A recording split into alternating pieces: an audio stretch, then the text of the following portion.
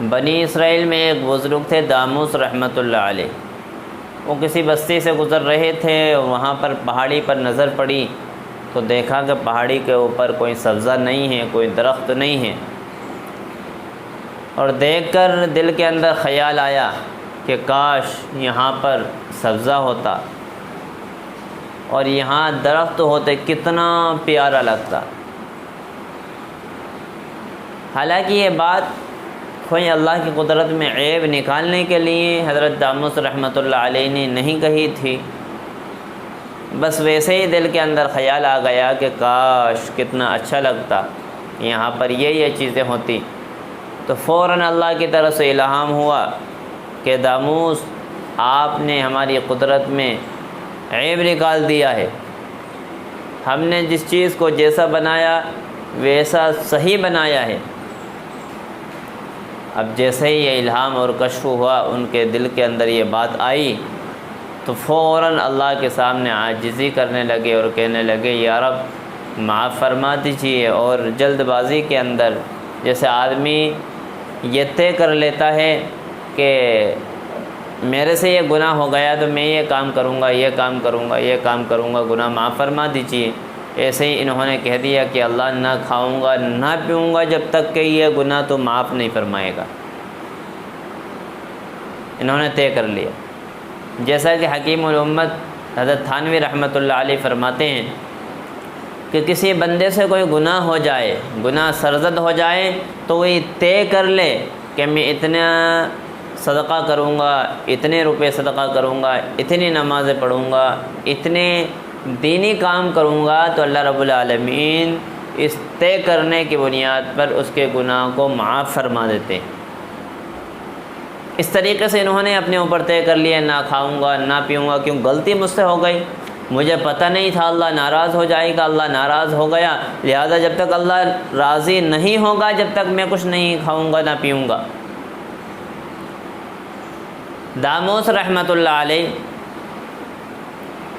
2-4 دن کے بعد ایک قریبی بستی میں گئے، دیکھا کہ وہاں پر کوئی تقریب چل رہی ہے، کھانے پینے کا انتظام ہے، لوگ کھانا کھلا رہے ہیں، پوری بستی والوں کو کھانا کھلا رہے ہیں، دیگیں چڑھی ہیں۔ حضرت داموس رحمۃ اللہ علیہ سب جانتے تھے اور چہیتے تھے، محبت کرتے تھے لوگ۔ داموس رحمۃ اللہ علیہ سے کہنے لگے کہ آپ کھانا کھا لیجیے آپ۔ تو داموس رحمۃ اللہ علیہ نے کہا نہیں، مجھ سے ایک غلطی ہو گئی اور اللہ سے میں نے یوں کہہ دیا اللہ تو جب تک گناہ معاف نہیں کرے گا جب تک نہ کھاؤں گا نہ پیوں گا، کچھ نہیں کروں گا۔ بستی والوں نے بہت اصرار کیا، داموس رحمۃ اللہ علیہ نے کہا نہیں یہ میرا اور اللہ کا معاملہ ہے، میرا اور اللہ کا معاملہ ہے، لہذا میں نہ کھاؤں گا نہ پیوں گا، کچھ نہیں۔ بستی والوں نے کہہ دیا کہ آپ کھا لیجئے، آپ کا گناہ ہم بھگت لیں گے، آپ کا عذاب ہم بھگت لیں گے، آپ کھا لیجئے۔ داموس رحمۃ اللہ علیہ کو فوراً اللہ کی طرف سے الہام اور کشف ہوا کہ میرے دوست، میرے ولی یہاں سے جلدی نکل۔